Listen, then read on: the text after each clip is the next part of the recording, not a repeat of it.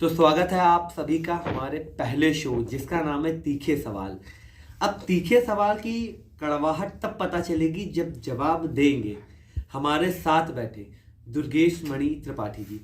अब दुर्गेश मणि त्रिपाठी जी कौन है? हालांकि ये किसी परिचय के मोहताज नहीं है, लेकिन फिर भी इनका परिचय सुनेंगे इनसे।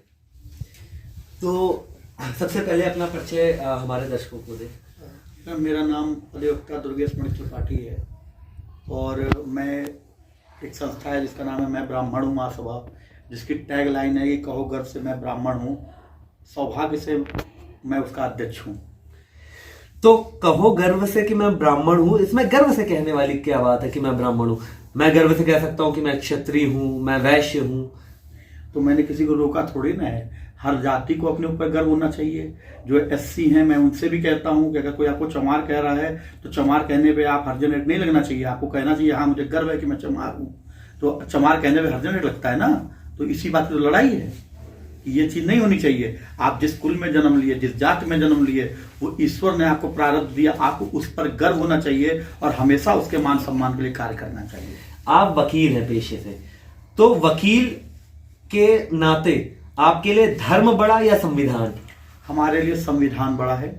उसी संविधान की कसम खाकर जो हम लोग कार्य करते हैं उसकी ही परिभाषा है कि इंसान महत्वपूर्ण है। लेकिन जब हम लगातार, अब मैं आपका सवाल समझ रहा हूं, जब हम लगातार ये देखते हैं कि किसी एक वर्ग विशेष या किसी जाति विशेष या किसी के विरुद्ध अत्याचार होता है, और जब मैं संविधान के दायरे पर रहकर मैंने उस चीज का विरोध किया तो मुझे मेरी जाति के नाम पे टारगेट किया गया। जब जाति के नाम पे टारगेट किया गया तो मुझे मजबूरी में ये बताना पड़ा कि जिस जाति से मैंने जन्म लिया है तो उसका भी मेरे ऊपर कुछ कर्ज बनता है। उस कर्ज को चुकाने के लिए मैं ब्राह्मण महासभा का गठन हुआ। मतलब संविधान पूर्णतः कारगर नहीं है? नहीं, क्यों नहीं कारगर? अगर संविधान कारगर नहीं होता तो आप मुझसे इस तरीके से सवाल ना पूछ रहे हो तो मैं आपको इस तरीके से जवाब ना दे पा रहा होता।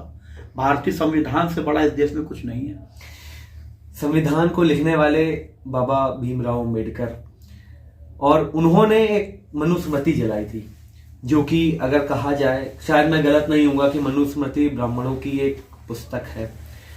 तो कहीं ना कहीं उन्होंने मनुस्मृति को जलाया, यानी उन्होंने अपमान किया। क्या आप इस बात से सहमत हैं? देखिए, बाबा साहब भीमराव अम्बेडकर जो हैं वो संविधान उन्होंने नहीं लिखा। वो संविधान जो लिखा जा रहा उसी कमेटी के मेंबर थे, चेयरमैन थे, ठीक है। और उन्होंने मनुस्मृति जलाई तो उनको कुछ पीड़ा रही होगी। वो उनकी व्यक्तिगत सोच थी। उस व्यक्तिगत सोच को हम ये कहते हैं कि भारतीय संविधान की सोच है, ये गलत बात है।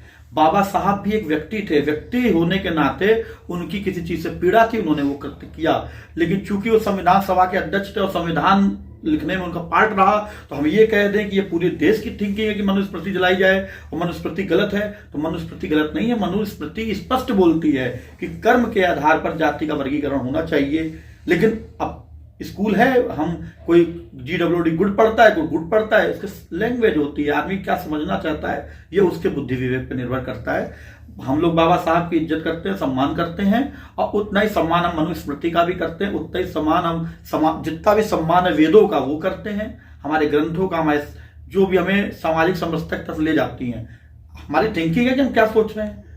तो किसी एक व्यक्ति की वजह से हम ये कह रहे हैं कि नहीं, तो बाबा साहब एक पोस्ट पे थे, उन्होंने संविधान लिखा, उधर उनका सम्मान है। अगर मनुस्मृति जलाई तो वो उनकी व्यक्तिगत सोच थी, वो दुर्भाव था कुछ उनके मन में, जिसके कारण ये हुआ। अभी हाल में ही 5 सितंबर को लखीमपुर में एक घटना हुई थी जिसमें मनोज नामक युवक की पत्नी मारी गई थी।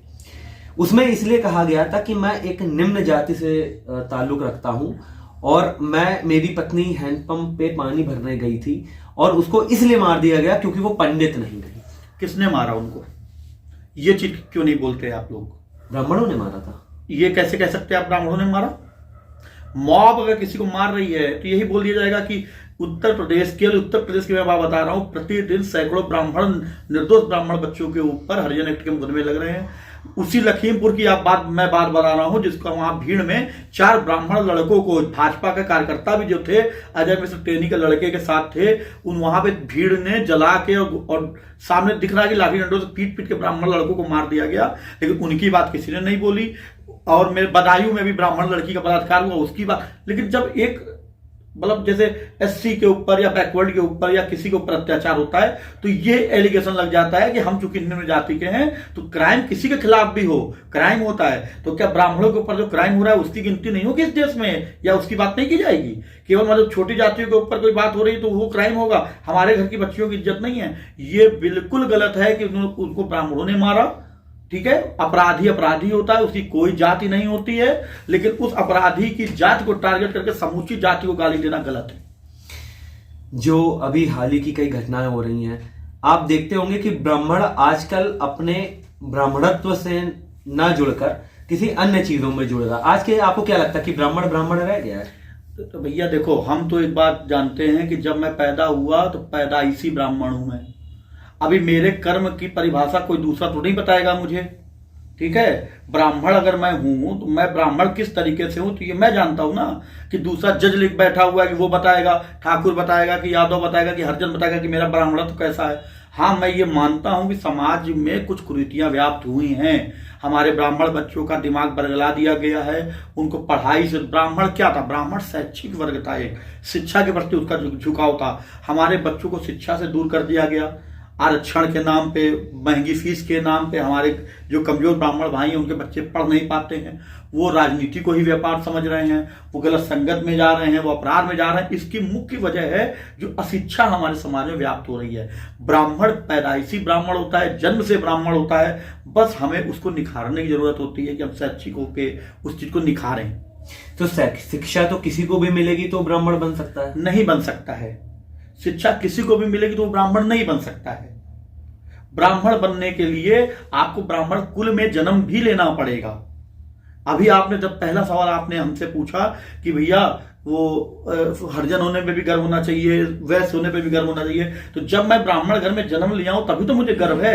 तो आप शिक्षा लेके ब्राह्मण क्यों बनना चाहते हैं भाई? आप शिक्षा लेके कहो घर से मैं चमार हूं क्यों नहीं बोलेंगे? आप शिक्षा लेके कहो घर से मैं ठाकुर हूं क्यों नहीं बोलेंगे? आप शिक्षा लेके कहो घर से मैं वैश्य हूं क्यों नहीं बोलेंगे? आप ब्राह्मण ही क्यों बनेंगे भाई? अरे मैं ब्राह्मण घर में पैदा हुआ हूं इसलिए मैं ब्राह्मण हूं, मेरे पिता ब्राह्मण थे, मेरी माँ ब्राह्मणी है इसलिए मैं ब्राह्मण हूं। अब जबरदस्ती हम किसी भी जात को लेकर अपने ब्राह्मण बना देंगे क्या? राजा राम मोहन राय वो भी ब्राह्मण कुल में पैदा हुए, लेकिन उन्होंने जातिवाद कर्मकांड के खिलाफ आंदोलन किए। तो क्या आपके हिसाब से राजा राम मोहन राय गलत थे, वो ब्राह्मण गलत थे? भैया हम राजा राम मोहन राय के समय में तो पैदा नहीं हुए, हम तो पैदा आज के युग में हुए हैं जहां पे हमें रोज जूते मारे जा रहे हैं। अब राजा राम मोहन राय सती प्रथा के खिलाफ भी बोले, कर्मकांड के खिलाफ भी बोले, लेकिन कर्मकांड क्या बंद हो गया क्या? अब महिलाओं के ऊपर अपराध बंद हो गए क्या? समाज एक धारणा से चलता है। समाज ब्राह्मणत्व क्या है? ब्राह्मणत्व हमें जीवन जीने की एक शैली देता है। ब्राह्मणत्व कहता है आप नशे से दूर रहिए, ब्राह्मणत्व कहता है आप मांसाहार से दूर रहिए, ब्राह्मणत्व कहता है आप शैक्षिक होइए। ब्राह्मण एक संस्कार है जो समाज के अन्य वर्गों को यह शिक्षा देता है कि आप पढ़िए, आप जागरूक होइए, आप कुरीतियों से दूर रहिए। अगर राजा राम मोहन राय ने यह बोल दिया कि मैं ब्राह्मण खत्म कर दूंगा या ब्राह्मणवाद खत्म होना चाहिए, तो ऐसी भी तो उनकी कोई स्पीच नहीं आई। वो समाज में व्याप्त कुरीतियों को हटाना चाहते थे। मैं ये नहीं कह रहा 100 लोग हैं हम लोग ब्राह्मण, अगर मान लो तो 100 में 100 सही नहीं हो सकते, हमारे 10 लोग गलत भी हैं, 20 लोग गलत भी हैं, तो वो उनको सुधारने की बात हुई ना कि 80% को बिगाड़ने की बात हुई। जो ब्राह्मण इस समय गलत दिशा में चल रहे हैं, नशे के साथ चल रहे हैं, उनको आप क्या कहना चाहेंगे? भैया हम तो नहीं उनको पैसा दे रहे तुम पियो, ठीक, उनके माँ बाप भी नहीं चाह रहे होंगे वो पिए। अभी सरकार जब दारू से टैक्स वसूल रही है, प्रमोट हो रहा है, टीवी पे ऐड आ रहा है, ठीक है, मैं तो अपने बच्चों से यही कहूंगा भैया आप मत पीजिए, आप ना करें, गंदी चीज है, ना करें आप, ठीक। लेकिन ये जब प्रमोशन गवर्नमेंट की तरफ से आ रहा है तो आप किसको किसको रोकेंगे? गवर्नमेंट कह रही जातिवाद नहीं होना चाहिए, तो जब भैया जातिवाद नहीं होएगा तो फिर ब्राह्मणवाद नहीं होएगा, ब्राह्मणवाद नहीं होगा तो शिक्षा कौन देगा? सरकार तो हमारी हिंदूवादी है, वो तो ये कह रही है टैक्स लगा लगा और पियो और पियो, और ब्राह्मण ही तो कह रहा है कि ना पियो ना पियो। तो आपको ये सोचना है कि ब्राह्मणवाद देश में लागू होना चाहिए कि भैया ये हिंदूवाद चला जा रहा है, ये बात होना चाहिए लागू? नहीं, तो ब्राह्मणों ने हमेशा से हिंदुत्व को सराहा है, तो फिर आप सिर्फ ब्राह्मण पे क्यों? ब्राह्मण ही हिंदुत्व है, यही तो मैं बात आपको बता रहा हूं, यही तो मैंने कहा कि ब्राह्मणवाद जब जिस देश में रहेगा तो हिंदुत्व है, तो हिंदुत्ववाद चलेगा। ब्राह्मण कहता है कि ये गलत करते हैं, इसको मत करिए। ब्राह्मण ने किसी भी अपराधी का आज तक समर्थन नहीं किया। ब्राह्मण कहता है कि गद्दारू है, इसको ना पियो, मांस है, इसको मत खाओ, शिक्षा लो, अपने परिवार को आगे बढ़ाओ, रोजगार में जाओ। ब्राह्मण हमेशा वो सीख देता है जिससे आदमी सद्बुद्धि पाए। यही मैं कह रहा हूं कि ब्राह्मण ही हिंदुत्व है, बिना ब्राह्मण के कोई हिंदुत्व नहीं। जो भी इस देश में प्रोपेगेंडा चला रहे हैं हिंदुत्व का, वो खोखला प्रोपेगेंडा है। अगर ब्राह्मण कमजोर होगा, ब्राह्मणवाद कमजोर होगा, तो हिंदुत्व सफल हो ही नहीं सकता। तो विकास दुबे का मारा जाना फिर सही है, क्योंकि वो विकास दुबे मेरे समाज के आदर्श नहीं थे। मैं अपने पूर्व के इंटरव्यू में कह चुका हूं, विकास दुबे मेरे समाज के आदर्श नहीं थे। लेकिन विकास दुबे को सजा होती, फांसी दी गई होती, हर ब्राह्मण गर्व से कहता कि चलो देश में कानून का राज हुआ। आपने किसको बचाया? आप, कितना सुंदर मौका था विकास दुबे के द्वारा राजनीति से अपराधीकरण मिटाने का। आपने उसको मारकर, दुनिया जानती है कि उसको मारा गया है। कोई encounter, fake encounter, total fake encounter है। इस देश में सुप्रीम कोर्ट ने कमेटी बनाई विकास दुबे के इनकाउंटर पे। सुप्रीम कोर्ट की कमेटी, मैं, आप पत्रकार, आप भी जानते हो कि नकली इनकाउंटर था, लेकिन सुप्रीम कोर्ट की वो कमेटी बोल रही है कि नहीं इनकाउंटर सही था। आप खुद सोचिए कि आपकी आंख में देश की सर्वोच्च संस्था जब दबाव में काम कर रही है आपकी आंखों के सामने, तो इस देश में क्या हो रहा है? विकास हमारे समाज का आदर्श नहीं है, लेकिन उसके मारे जाने के तरीके पे हमको विरोध है और हमेशा रहेगा। तो वही बात है ना कि अपराधी का एनकाउंटर हुआ, अपराधी खत्म हुए, अगर आप इससे आपत्ति जता रहे हैं तो कहीं ना कहीं एक मौन स्वीकृति तो दे रहे हैं। मैं तो कह रहा हूं ना, फांसी पे लटकाओ। मैं कह रहा हूं जुडिशियल सिस्टम पे आइए, संविधान पे आइए, जो हमारी कॉन्स्टिट्यूशन है उसके हिसाब से आप काम करते। आपने तो ये दिखाया कि विकास को अगर हम पकड़ लेंगे तो वो छूट जाएगा और 10 मंत्री सांसद के नाम ले लेगा। उसने अपनी वीडियो में नाम भी लिए विधायकों के और सांसदों के। क्या हुआ आज तक उन विधायक सांसदों पर कोई कार्रवाई हुई? आप उसको कानून से मारते, आप बीच चौराहे में 15 दिन के अंदर उसको फांसी देते। हमें गर्व होता कि हमारे देश का संविधान जागृत हुआ। आपने तो अपनी कमजोरी बताई कि विकास जैसे गुंडे को हम लोग सजा नहीं दिला सकते, तो हमने इनकाउंटर कर दिया। मैं ब्राह्मणों महासभा का कोई पदाधिकारी या कोई कार्यकर्ता गलत करता है तो क्या आप उसका विरोध करेंगे? बिल्कुल करेंगे। मैं ब्राह्मणों महासभा में एक भी अपराधी की जगह नहीं है, एक भी गलत कृत्य करने वाले की जगह नहीं है। हमारी स्पष्ट लाइन है कि हम ब्राह्मणवाद फैलाने निकले, हम ब्राह्मणवाद फैलाएंगे। ब्राह्मणवाद में अपराधी और अनैतिक लोगों की कहीं जगह नहीं है। क्या ब्राह्मणों ने ही सिर्फ धर्म का ठेका ले रखा है? हाँ, ले रखा है। ब्राह्मण है तभी धर्म है। बिना ब्राह्मण के तो आपको मालूम ही नहीं कि आपके पूर्वज कौन है, आपका गोत्र नहीं मालूम। आपसे मैं पूछ लूंगा, आप नहीं बता पाएंगे आपका गोत्र क्या है, आपका गोत्र। अरे आपको जी, चलो जी, बहुत बढ़िया बात है, आपको मालूम है। ठीक है, आपके दादा का नाम, आपके परदादा का नाम, परदादा के परदादा का नाम, मुझे 7 पूछते हैं। ठीक है, तो ऐसा तो ये किसने आपको बताया? मेरे पिताजी ने। आपके पिताजी को किसने बताया? उनके पिताजी ने। उनके पिताजी को किसने बताया? देखिए, ये तो सब एक कुल के नियम है जो अपने आप से चलते रहते हैं। बिना ब्राह्मणों के आपको आपका कुल नहीं पता चलेगा। तो फिर कुरीति भी बिना तो फैलाते नहीं हैं। कोई कुरीति नहीं, एक कुरीति नहीं। ब्राह्मण कहता है आपसे कि आप 1 लीटर की दारू लेकर पी जाओ। ब्राह्मण ने आपको बताया कि आपको यज्ञ करना है, आपको हवन करना है, आपको पूजा पाठ करनी है। ब्राह्मण आपसे यज्ञ वेदी पे पूछता है कि आपके परदादा का नाम क्या है, आपके गोत्र का नाम क्या है, आपके कुल का नाम क्या है। आप रोज कुल का नाम नहीं लेते हैं अपने मुंह से, उस यज्ञ वेदी पे आप नाम लेते हैं। जब आपको स्वाहा बोला जाता है कि फला गोत्र से समगोत्र ये व्यक्ति है, तो ये अपना नाम दिया जाता है। मनुस्मृति के अनुसार ब्राह्मणों को 6 कार्य करने की अनुमति है। यज्ञ करना, कराना, दान देना, लेना, ज्योतिष, चिकित्सा। इसके अलावा कोई कार्य निषेध मांगा गया, और उसमें एक कार्य ये भी है, भिक्षा देना और लेना। फिर अगर कोई कहता है कि हम ब्राह्मण को भिक्षा दे रहे हैं, तो उस बात पे विद्रोह कैसा? भैया सुनो मेरी बात, ब्राह्मण कभी भिक्षा नहीं लिया किसी से। ब्राह्मण ने शिक्षा दिया, शिक्षा की एवज में उसको उसका पारिश्रमिक दिया गया, अनाज के रूप में या जिस भी रूप में दिया जाए। गुरु को आप सम्मान देते हो, पैर छूते हो। ब्राह्मण ने ये, ब्राह्मणों की ये थी कि वो 5 घर जाता था, जिस गांव में वो रहता था उस गांव में वो 5 घर जाता था। 5 घर में उसको जो भी मिल जाता था अंजलि में वो लेता था, उससे अपनी जीविका चलाता था। ठीक है, उसके बाद क्या हुआ कि मतलब क्रांतियां आई। क्रांतियां जब आई तो ब्राह्मणों के जो रोजगार, जैसे ब्राह्मण शिक्षा है, ब्राह्मणों से कहा गया भाई इनको पढ़ाइए, इनको पढ़ाइए। ब्राह्मण ने सबको पढ़ाया। ऐसा तो नहीं कि ब्राह्मण के अपने बच्चों को पढ़ाता हो। जब ब्राह्मणों ने ही तो सबको पढ़ाया, तभी तो सब लोग शिक्षित हुए।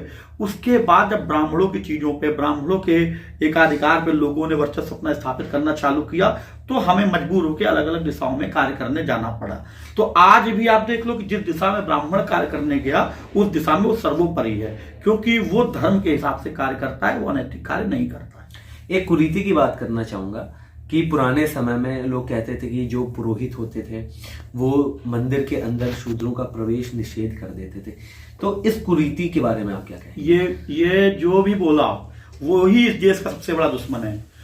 पुरोहित या पंडितों ने किसी को भी मंदिर मस्जिद में निषेध नहीं किया, लेकिन आप एक बार बताओ, आप भी हिंदू धर्म से ताल्लुक रखते हो, आपके घर में आपकी माँ होंगी, पूजा पाठ करती होंगी, और आप बाहर से मट्टी में लौट के आ जाओ और मंदिर में घुस जाओ, तो आपकी माँ क्या आपको, आप तो लड़के उनके आप मंदिर में जाने देंगे गंदगी ओढ़ के? तो अगर मैं, साइंटिफिक चीज है कि मैं अगर स्वस्थ साफ नहीं हूं, स्वच्छ नहीं हूं, और मैं कहीं जाता हूं तो मैं बैक्टीरिया, बीमारियां लेके जा रहा होता हूं। आप साफ रहते, आप साफ सुथरा रहते तो आपको कहीं रोक नहीं थी। आप चूंकि गंदे रहते थे, आप तो इसलिए मजबूरी में हमें आपको निषेध करना पड़ता था।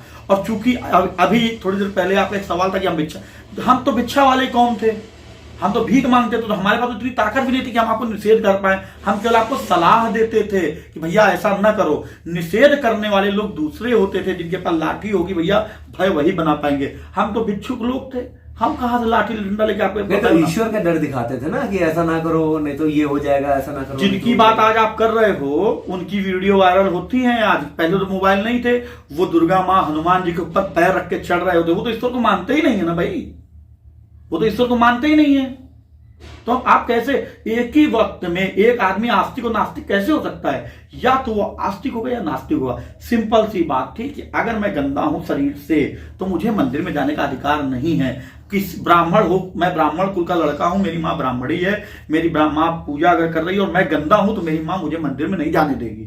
इसमें कोई पाप नहीं था, ये तो समाज की भलाई के लिए था कि भाई आप मंदिर जैसे स्वच्छ जगह पे गंदे तरीके से नहीं आ सकते। शिक्षा पद्धति में किन किन चीजों का सुधार होना चाहिए जिससे देश का विकास हो? मैं तो ये एक सिंपल सी बात बोलता हूं कि शिक्षा पद्धति हमारे देश की भौड़ी है, बिल्कुल इस पे कोई इसका अस्तित्व नहीं है, क्योंकि ये प्रैक्टिकल चीज नहीं पढ़ाती है। हमारे बच्चों को वो इतिहास पढ़ाया जाता है, वो चीजें पढ़ाई जाती हैं जो उनके प्रैक्टिकल लाइफ में काम ही नहीं करती हैं। मैं ब्राह्मण होने के नाते मैं स्पष्ट एक बात बोलता हूं कि हमें वैज्ञानिक शिक्षा पद्धति की तरफ जाना चाहिए, जो आज की डिमांड है, ताकि हमारे बच्चे रोजगार पाएं। वो ये झंडा लेके किसी दल के पीछे घूमने से अच्छा रोजगार ये है कि किताब लेके पढ़ें, वैज्ञानिक पद्धति और ऑटोमेशन की फील्ड में आए और अपने आप को सुधार करें। क्या शिक्षा पद्धति में रामायण, रामचरितमानस, भगवत गीता, इनको पढ़ाया जाना कितना उचित होगा? बिल्कुल उचित है, क्योंकि ये समाज को संस्कार देते हैं। लेकिन ये शिक्षा पद्धति में नहीं आएगा, ये संस्कार में आएगा। ये संस्कार हमको अपने घर से देना है। स्कूल में हम रामायण नहीं पढ़ा सकते, स्कूल में हम महाभारत नहीं पढ़ा सकते, क्योंकि किताबें वो लोग लिखते हैं जिनके हाथ में ताकत होती है। जो ताकत में होते हैं, जो सत्ता में होते हैं, वो अपने हिसाब से किताब को मॉडिफाई करते हैं, अपने हिसाब से इतिहास से छेड़छाड़ करते हैं। रामायण, महाभारत, भगवत गीता, उपनिषद, ये जो है हर व्यक्ति को अपने घर में रखना चाहिए, पढ़ना चाहिए। इसमें ये जानना चाहिए कि आखिर उन लोगों ने ऐसा कृत्य क्या किया देवी देवताओं ने कि वो देवी देवता कहलाए। अंतिम कोई संदेश जो पूरे देश के लिए देना चाहें? अभी इतना बड़ा तो मैं भैया नेता नहीं हूं कि मैं पूरे देश को संदेश दे पाऊं, लेकिन चूंकि मैं ब्राह्मणवाद की बात करता हूं, लगातार कहता हूं कि कहो घर से मैं ब्राह्मण हूं, मैं ब्राह्मणों की ही बात करता हूं, लेकिन मुझे यह भी मालूम है कि इससे समाज का और वर्ग जो है वो शायद मुझसे दिक्कत महसूस करता है, नफरत कर रहा है, या जो भी विषय या मुझसे दूर हो रहा है। तो मैं एक संदेश उनको ये देना चाहता हूं कि अगर मैं अपने घर को मजबूत करने की लड़ाई लड़ रहा हूं, इसका मतलब ये नहीं कि मैं आपको कमजोर करने की लड़ाई लड़ रहा हूं। मेरे पास, हमारे संगठन के पास एक बहुत बड़ी मजबूरी ये थी कि लगातार ब्राह्मणों के ऊपर अत्याचार हो रहे थे और समाज का कोई भी वर्ग उनके साथ नहीं खड़ा था, सब उनको प्रताड़ित कर रहे थे। लगातार ब्राह्मण बच्चों पर मुकदमे हो रहे हैं, लगातार ब्राह्मणों की हत्याएं हो रही थी। जिस सरकार को 80% ब्राह्मण वोट देता था भाजपा को, और सबसे ज्यादा उत्पीड़न भाजपा में ही ब्राह्मणों का हो गया। तो ये हम लोगों की एक मजबूरी हो गई कि अब हम लोग जाए कहां। तो मजबूरी में हमको और हमारे संगठन को इस तरीके का एक रूप लेना पड़ा कि हम अपने समाज के लिए आए और अपनी बात कहें। तो मुझे कोई भी गुरेज ये कहने में नहीं है कि मैं अपने समाज को आगे बढ़ाने के लिए कार्य कर रहा हूं, मेरा संगठन कार्य कर रहा है और जो मेरे दूसरी जात के भाई हैं, जो दूसरे समाज के लोग हैं, हमें उनसे भी बराबर का प्रेम है, हम उनसे भी प्रेम करते हैं। लेकिन ये मेरा मौलिक अधिकार है कि जिस जात में मैंने जन्म लिया मैं उसका मान बढ़ाऊं। तो ये थे हमारे तीखे सवालों से गुजरते हुए दुर्गेश मणि त्रिपाठी जी, जो कि राष्ट्रीय अध्यक्ष हैं, गर्व से कहूं मैं ब्राह्मणों महासभा का। अब विचारधाराएं अलग अलग हो सकती हैं, किसी भी विचारधारा का पूर्णतः समर्थन आप तभी करें जब आप उससे सहमत हो, उसके परिणाम और दुष्परिणाम से भली भांति अवगत हो।